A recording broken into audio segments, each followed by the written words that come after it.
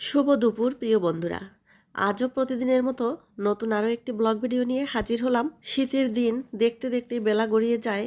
তো এই শীতকালে একবার রান্না করে একবার খেলেই মনে হয় যেন সারাদিনে আর খাওয়া লাগে না। দিনটা যে কোথায় দিয়ে চলে যায় সেটা বোঝারও উপায় নেই। যাই হোক, প্রতিদিনের মতো আজও দুপুরবেলা রান্না নিয়ে হাজির হলাম। তো আমি চুলায় ভাতের হাঁড়ি বসিয়ে দিয়েছি, আর এদিকে কড়াইতে তেলও গরম হয়ে গেছে। এখন আমি ছোট মাছগুলো ভেজে নেব। আর আজ বেশি কিছু রান্না করব না, মাত্র 2 রকমের রান্নাই করব। তো এখানে মায়া মাছগুলো আমি ভেজে নিলাম একদম মুচমুচে করে। আর এই মাছগুলো ভাজা খেতে কিন্তু দারুণ লাগে। আর এখন রান্না করব ব্রোকলি, ফুলকপি আর পেঁয়াজকলি দিয়ে একটা ভাজি বসাবো। তো পরিমাণ মতো লবণ আর হলুদ গুঁড়ো দিয়ে ভালো করে এটাকে মিশিয়ে ঢেকে দেব। আর এখন এই সময়ে ফুলকপি ভাজি খেতে কিন্তু বেশ ভালো লাগে।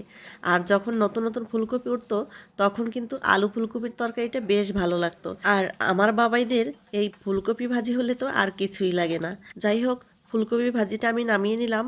এখন এটাতে আবারও একটু তেল দিয়ে দিলাম, এতে দিয়ে দিলাম জিরে ফোড়ন, কাঁচা লঙ্কা, পেঁয়াজ কুচি আর রসুন কুচি, সামান্য পরিমাণ লবণ আর হলুদ গুঁড়ো দিয়ে ভালো করে নেড়ে চেড়ে লাল লাল করে ভেজে নেব।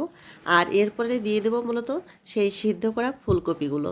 এভাবে ভাজলে কিন্তু ফুলকপিটা স্বাদ আরও দ্বিগুণ বেড়ে যায়। আর হ্যাঁ, যারা আমার ভিডিওটি দেখছেন তারা প্লিজ একটা লাইক, কমেন্ট আর একটু শেয়ার করে দিয়েন। আমার কিন্তু একই নামে ইউটিউব চ্যানেলও আছে, যদি পারেন একটু সাবস্ক্রাইব করে দিবেন। যাই হোক, ফুলকপি ভাজিটা নামিয়ে নিলাম।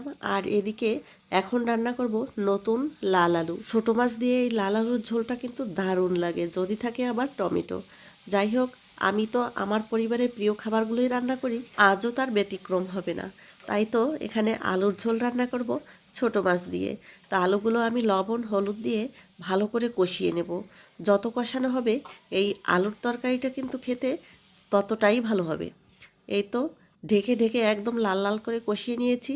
আর এখন দিয়ে দেব গরম জল। আমি তো সব রান্নাতেই গরম জল ইউজ করি। গরম জল দিলে হয় কি, কালারটাও দারুণ আসে, আবার তাড়াতাড়ি সিদ্ধ হয়ে যায়, খেতেও ভালো লাগে। তো আলুটা সিদ্ধ হয়ে গেছে, আমি নামিয়ে নিলাম। আর এখন তেলের উপর ফোড়ন দিলাম জিরে, তেজপাতা, অনেকগুলো পেঁয়াজ কুচি আর একটা টমেটো। যাই হোক, লবণ আর হলুদ দিয়ে এটাকে ভালো করে কষিয়ে নেব। আর এখনকার নতুন পেঁয়াজগুলো বেশি কষাতে হয় না, অল্পতেই একদম সিদ্ধ হয়ে গলে যায়। দিয়ে দিলাম কিছুটা পরিমাণ কাঁচা লঙ্কা। কাঁচা লঙ্কার ঝালটা আমার বেশ ভালো লাগে। আজ আর শুকনো লঙ্কা দিয়ে রান্না করব না। মশলা কষানো হয়ে গেলে দিয়ে দিলাম সেই আলুগুলো, দিয়ে আবারও বেশ কিছুক্ষণ রান্না করে নেব। আর নাড়িয়ে চাড়িয়ে কিছুটা আলু ভেঙেও দেব।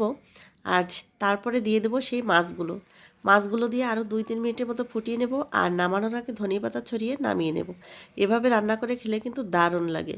আর ওই যে বললাম, আমাদের পরিবারের সবাই ধনিয়াপাতা খুব বেশি ভালো খায়। সে মাছ হোক, মাংস হোক, আর যে কোনো শাকসবজি হোক, সব কিছুতেই ধনিয়াপাতা। এই তো আমার রান্নাবান্না একদম কমপ্লিট।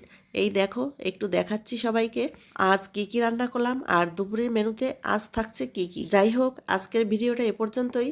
দেখা হবে অন্য কোনো নতুন ভিডিওতে। ততক্ষণ সবাই ভালো থাকবেন, সুস্থ থাকবেন।